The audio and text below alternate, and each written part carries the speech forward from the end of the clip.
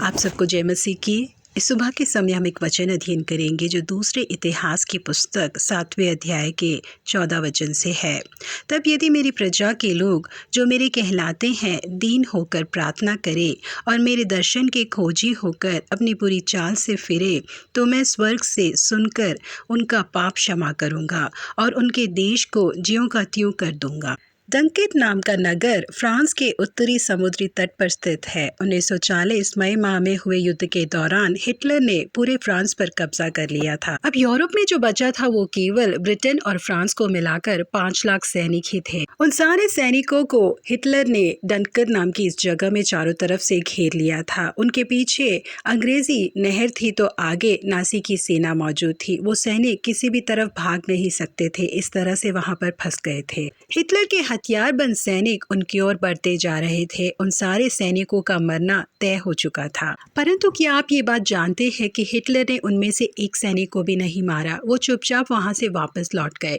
आज तक इतिहासकार इस बात को नहीं जान पाए हैं कि आखिरकार वहां पर क्या हुआ था कि हिटलर ने एक सैनिक को भी नहीं मारा, क्यों वो वहां से चुपचाप वापस लौट गए। परंतु वहां पर जो मसीह लोग मौजूद थे उन्हें ये बात बहुत ही अच्छी तरह से पता थी कि उस दिन हिटलर कुछ भी किए बिना क्यों वापस लौट गए थे। क्योंकि वो दिन जब 5 लाख सैनिकों को डंकेट नाम की जगह में घेर लिया गया था, पूरे ब्रिटेन की कलीसियाओं में ये संदेशा पहुंचाया गया था कि ये राष्ट्रीय प्रार्थना का दिन है और सब मिलकर प्रार्थना करने के लिए आए। अखबार के इश्तिहारों ने, सारे राजनेताओं ने, महाराज छठे जॉर्ज ने भी सब लोगों को निमंत्रित किया, जिसका नतीजा ये था कि ब्रिटेन की सारी कलीसियाएं प्रार्थना करने वाले वीरों से भर गई। इतने सारे लोगों की प्रार्थना के सामने हिटलर खड़े नहीं हो पाए। वो इस बात को खुद नहीं जान पा रहे थे कि क्यों वो उन 5 लाख सैनिकों को मारे बिना वहां से वापस लौट रहे हैं। परंतु सच तो ये है कि कुछ भी किए बिना हिटलर जैसे आए थे बिल्कुल वैसे ही वापस लौट गए। जी हाँ प्रिय परमेश्वर के लोगों, जब विश्वासी एक मन के साथ प्रार्थना करते हैं तो उसका प्रतिफल निश्चय ही मिलता है।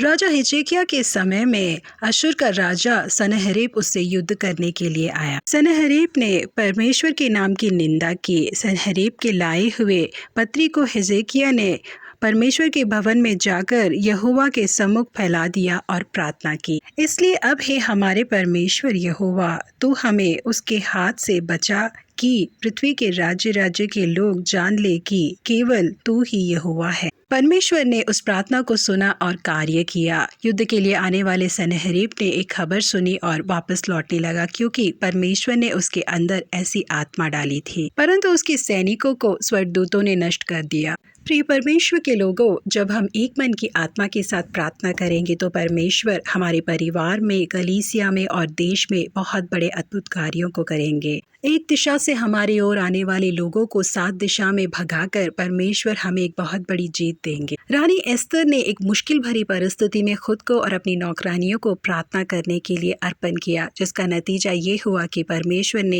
एक निर्णय को ही पूरी तरह बदल डाला। परमेश्वर ने उन्हें एक बहुत बड़ी जीत दी। जी हाँ प्रिय परमेश्वर के लोगों, हमारी प्रार्थनाएं हर एक हार को जीत में बदलने का सामर्थ्य रखती हैं। परिस्थितियां भले ही कैसी क्यों ना हो, जब हम एक मन की आत्मा के साथ प्रार्थना करेंगे तो परमेश्वर निश्चय ही हमें जीत देंगे। आज के दिन भी हम अपने देश को परमेश्वर के हाथों में सौंपकर प्रार्थना करें, ताकि हमारा देश सही मायनों में हर प्रकार से आजाद होने पाए। प्रभु आप सबों को आशीषित करे। Wish you all a very happy independence day.